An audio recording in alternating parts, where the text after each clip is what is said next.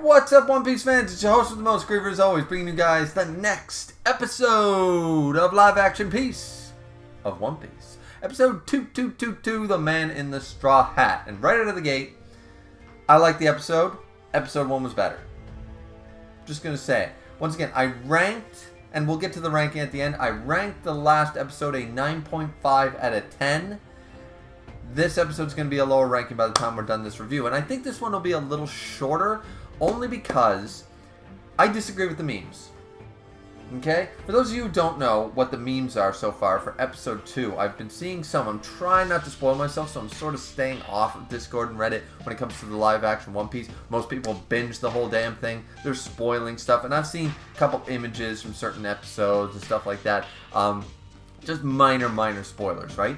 But this episode, people are saying, for those of you who don't know, the memes are pretty much it's the joke, it's the whole like SpongeBob, smiley face version, and then the all grown up like evil version and stuff like that. They're showing all those type of memes, the dark one, the light versus dark, that kind of idea, right?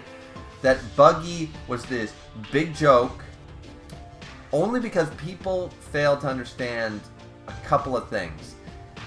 They're saying that manga and anime Buggy was a joke, was a literal joke. Like, he was never a threat, he never really did any damage, he was not scary, he didn't, all this stuff, because they do a terrifying, they're really doing a sick, sinister, this circus carnival of death and destruction and torture and all this stuff, right? Did anybody forget to read Orange Town before watching this? Buggy is awful. He did destroy a whole town. He did put people in cages. He did torture people. Like, he did 90%. 90% of what's in here, he did do or would do. I just feel like people forget.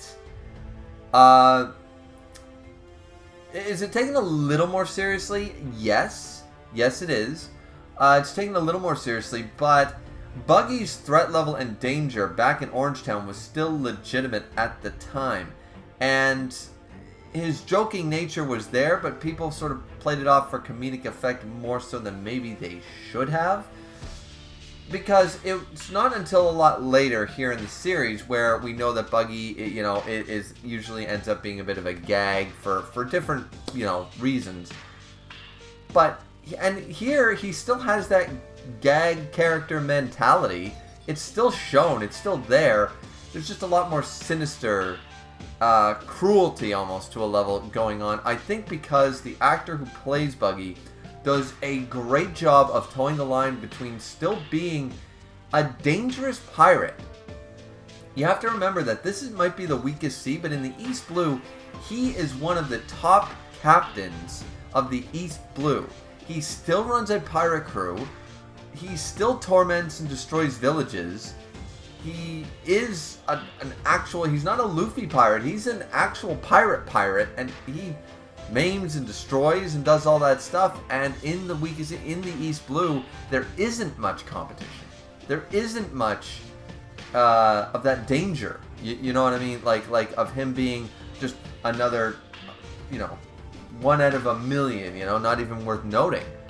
So we're seeing that side. We saw it back in Orangetown. It's just that here it's done a little slightly darker for the live action, because we're also doing, instead of doing Romance Dawn in the way the manga did it, we're also sort of getting the, Shanks' hat, blah, blah, blah, and we're stacking on, we're getting the rest, half of this episode, well, not half of it, but a chunk of it is going towards the rest of the Luffy backstory, right? How he got the straw hat, we only saw him get the scar, how, what happened with him and Shanks and Makino's bar and stuff like that. We get to see the rest of that here, and it plays off of Buggy's trying to do the mental torture thing with him, because he's a mentally tortured individual. And I think it showcases here, he likes to think of himself as this great pirate. He thinks of himself as earning and deserving of the spotlight. He's jealous, he's envious, he's all the things. They're just magnified here in the live action version. and he still threat. I like it. I like the fact when Nami runs out and escapes this time, she sees the destruction that the buggy ball, which we don't really see, but clearly it was the buggy ball, destroyed the town, just like in the manga, and she's just left disgusted and aghast, and actually just so shocked that she gets caught off guard and captured again. So I thought that was done fantastic. I think that people are forgetting that early Buggy, maybe it's the art style and the expressions, but Buggy was still dangerous, still a menace, and still destroyed a whole town. It's just not emphasized as much here because we did this little thing with the circus, with the townsfolk and stuff being chained up and stuff, right? So yeah, is he more dialed up a little bit? Sure, but not to the degree that everyone's saying it's two sides of a totally different coin. It's like Harvey Dent and Two-Face level. No, he was always Two-Face. We're just going with a more darker interpretation. You know what I mean? Adam West is still Batman. He's not, he's not the Dark Knight, but he's still Batman, right? So I think it's a better comparison there. I think people aren't giving enough credit to the fact that Buggy was still a very mean and evil pirate when we were first introduced to him. They just decided to tweak that and dial up a few more heinous things showcasing, right? So I like it though. I like the performance. I was caught off guard that they went a little darker. I'll admit that. They did go a darker route with it rather than less joking. They kept the jokes there. Buggy's still trying to be funny and still, oh, where's the applause, and always being doing the bit of the Jim Carrey-esque thing. I like to say, like, where's a spotlight when you need one? I never get the timing right. Damn. Always doing that stuff. So he's still a bit of a joke, a bit of a gag, but that's sort of lost in translation with all the other scenes, which he does a phenomenal job being this very, trying to get, not just stabby with his knives, but mental knives into Luffy's head and stuff like that. The water container and stuff like that. Okay, we're doing something a little different, and I like it. I liked it. Thought the episode was good in that regard. Garp actually grew on me here as well. Garp grew on me because I remember in the first episode review I said, he's not quite big enough and I haven't seen enough of him. I like what they're doing here. They're treating him as this overly serious character. I can't wait to see when he starts laughing and joking. We haven't really seen him laugh yet. I'm waiting for like the Garp just laughing off serious shit. I'm waiting for that. I think they're literally playing up his very, I'm a serious Vice Admiral. You will tell me the truth, boy. Like this is Vice Admiral Garp. You know what I mean? I think they're playing that up to a degree so it's so much funnier when he completely does a 180 and he's just like, whatever. I think what we're going to see here is a confrontation between our main character and Garp sooner than in the manga. I really think we're going to see that. So, and I'm here for it because they change up some stuff in this episode, and that's fine. And yeah, so Garp definitely grew on me. I like the Kobe interaction and stuff like that. I like how they're handling that. Bogart also grew on me because two castings, I was like, I wasn't crazy about Bogart. I like that they're naming him right here. He's right there behind Garp the whole time. Did a bit of a disservice currently in the manga right now to our man Bogart, but it's all right. It's all right. Either way, it was done fine as far as that goes. Bogart is a better character than I gave credit. I will say there are two small issues I had with this episode. One, I felt like we spent too much time in the carnival with Buggy. I felt this episode, Buggy is a bit of a fan favorite nowadays, so I guess giving him his whole, almost entirely dedicated episode is fair. But it did feel by the end of it, I was like, okay, this dragged on a little longer than it needed to, I felt like. Even with the jumping between the flashbacks with Luffy and stuff, I felt like it was a little overly extended in my opinion. Not really going to complain that there was more One Piece content, just we could have moved on. We could have, we didn't need to spend this long in the carnival. We could have had different interactions before they got caught by Buggy and stuff, I guess. Tying in the Grand Line map to Axam Morgan and doing that stuff instead of it from Buggy and stuff, that all works out because it's a reason why they're in the carnival. It's a reason why he's torturing Luffy. Like, it all worked out for plot reasons for sure. We don't get the lion. We do see the dog at the end. We don't really get much from the townsfolk or the villagers or the chief of the village and stuff. So they really did change Orangetown quite a bit. For the better or for the worse, I think it's just another interpretation. It's fine. I'm still not crazy about two things, though, in the flashback. One, Ben Beckman. It's a little chunky. Like, Yasopp and Lucky Roo, awesome. They look great. I love them. Shanks is growing on me, too. No. Ben Beckman's, like, one of my favorite, least amount of screen time characters. I've always liked Beckman. And I'm sure the actor will do a phenomenal job the more I see of him. And once again, how much I'm really going to see of him.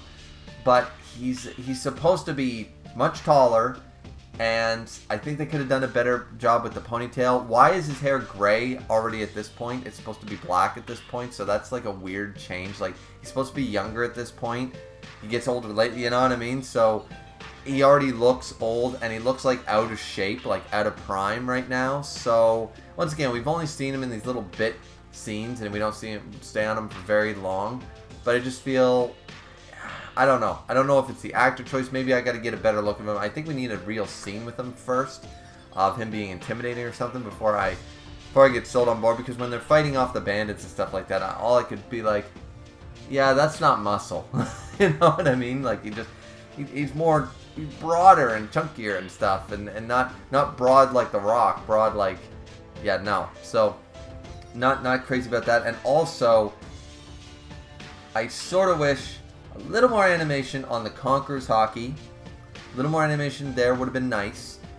I think it was done fine. I just think it could have been tweaked to be just a little better. Like, you know, it was done fine though. We clearly see, you know, the pupils and stuff like that. It works. I think literally some type of like anime overlay, like some CGI, like or something, some flare of some description would have worked. An eye color change, like the Sith eye color change or something to really indicate it, would have been better. It's a little too lackluster as far as I'm concerned, because once again, the pupil thing in anime is so much more drastic, looks so much more intimidating than can be pulled off in live action. So I think you need to go overboard with it to sell it. And also, I always felt they could have changed this scene. They obviously couldn't do it in the manga, couldn't do it in the anime. They should have done it in the anime. When Luffy falls overboard, I always, like in this interpretation, not Higuruma throwing him, but in this interpretation, it would have worked since Luffy was thrown overboard if Luffy, knowing he can't swim, grabbed him with the arm. The Lord of the Coast is there, and Shanks doesn't have time and puts up the arm to block. You know, like it's a split-second thing. He doesn't have time, because a lot of people still argue that this scene is sort of retconned later on and stuff like that due to how long the story went on. And we don't really see Luffy take out Lord of the Coast, which is kind of a good thing in the live action. We're not seeing him. Episode 1 Luffy taking out this thing that bit off Shanks' arm. So that's probably a great change. Hopefully they don't show or change that, because I don't remember them showing that. Lord of the Coast looked good. The CGI looked fine. I just really think it should have been more of a, he protects Luffy first and foremost. Like, nope, got to get the kid. Sacks the arm sort of idea. And then he turns around like, alright, get the fuck out of here, you know? Because here, he literally just sort of lets him, like he could have easily used Conqueror's hockey beforehand, just like in the manga and the anime. So this isn't a live action's fault, but I think live action had the opportunity to make it look more like it was, I gotta save Luffy, screw, you know, I'll save Luffy from drowning first. He's not trying to save him from the Lord of the Coast, he's trying to save him from drowning because he ate the devil fruit. He needs to get Luffy out of the water. Fuck what's happening on behind me, right? I like that idea more, and I feel like the live action had the opportunity, chose not to do it. Weird for me. And the fact that they get back in the boat, I always like the idea of Shanks holding onto him just in the water. So the changes there to that scene, not crazy about, but once again, the acting did a fine job, and the rest of the flashback scenes worked out just fine. So yeah. But everything else, I thought the episode was handled fine. As I said, a little too long with the buggy stuff. I was sort of getting bored by the end of it. in all honesty. Not bored. Bored's the wrong term. I was just like, alright, I get it. It's buggy, but can we move on, please? I want to see more characters. I want to see more crew interaction and stuff like that.